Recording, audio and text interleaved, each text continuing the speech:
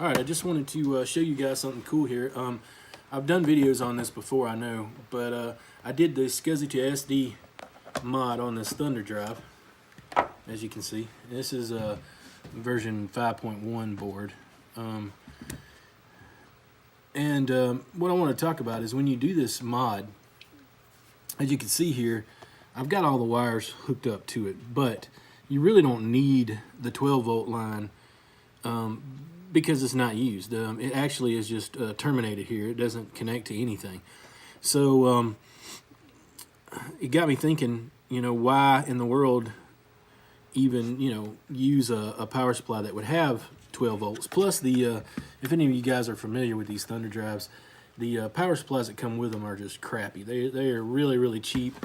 And on most of the ones that I've had, they actually put a lot of interference on the TV. So anyway, so what I did was I decided I was going to make one, and I pick up the connectors from somewhere.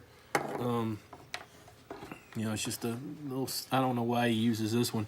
I would actually, a mod I would like to do would be able to get rid of this female connector here and put a barrel connector, so I could just use a 5-volt barrel connector in there, and I think that would be nicer than this oddball connector he's using here. But anyway, that's another mod. So I built this little power supply, and I actually I just 3D printed the case. And it's good and strong. Printed it real slow so it would be strong. Oop, I don't know if I can get it open now, but I figured while I was doing this, and this is the first one I built the power supply for, and I just used a little Meanwell 5-volt 3-amp switching power supply in there. It fits in there really nice, and I've got epoxy down in the corners, but it is bolted. But I just put the epoxy in there to keep the nuts from ever backing off of these things when you ship them. So anyway, so it's just 5 volts now. It's no 12 volt anymore, and I was really happy with it. Turned out nice, and the little power supply it's nice and compact. So I'm gonna plug it up real quick and show you that it does work very well. I'll leave the top of it off here. I need my glasses on. All right, here we go. Hook it up here to the old SX64. This is my test bench computer here. I know, I'm a little spoiled, but it's cool. It sits here nice.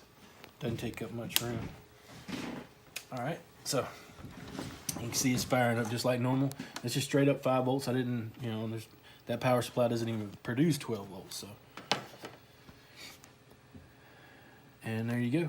And on partition 1, that's where I have all the HD tools files.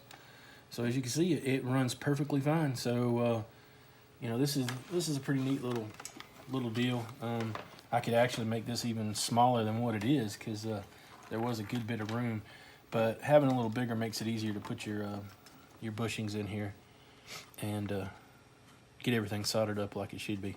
But anyway, that's all I wanted to show you. I've got other videos showing the actual mod going in, so check those out, and see you again.